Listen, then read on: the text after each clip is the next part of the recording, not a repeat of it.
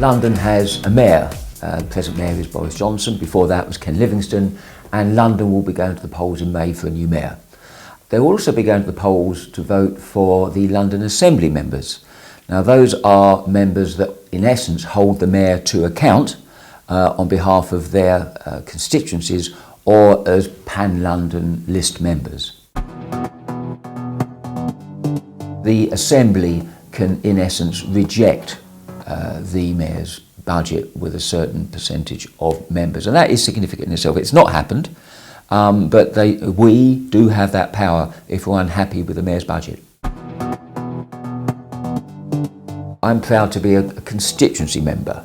You can see on my wall I represent Croydon and Sutton, and so I have a particular role, and people will be voting for me or for somebody else around what I can do for Croydon and Sutton. I think that's worth dwelling on.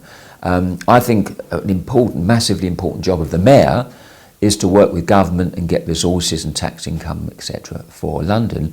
And one of the big jobs of the Assembly member is to ensure that the mayor looks upon his or her boroughs and gives those boroughs resources and asset.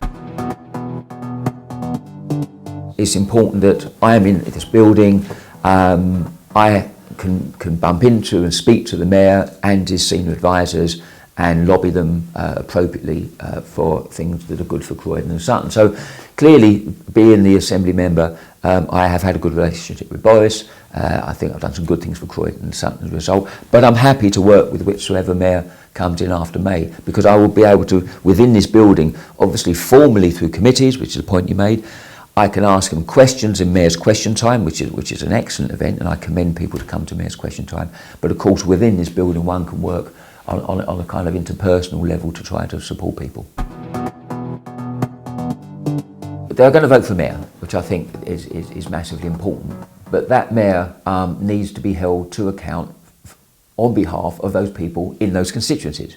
I was very keen that Outer London, South London, Croydon, Sutton was kind of smiled upon by this particular mayor, because one senses that previous mayors were not so. So when they're poised with their pencil over the cross, and they're looking at the mayor aspect, they've got to think, well, that's fine, but I want someone local who's going to make sure that that mayor works for me and my families in Sutton or Croydon.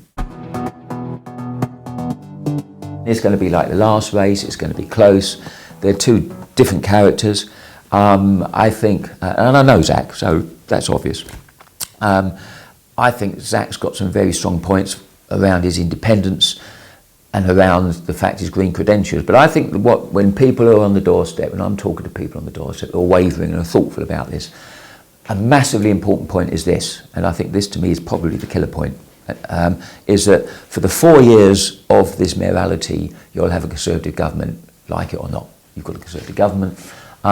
And as I said earlier, frankly, the big job of the mayor is to make sure that he works with government to get revenue, tax revenue, resources from government. That's a fundamental job of the mayor.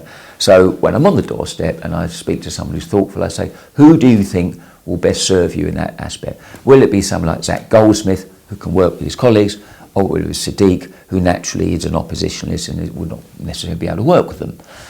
Because ultimately, Mr. Person on the doorstep, and the mayor have got to get for you resources around transport. You be the judge of it, but I think the answer is within that question.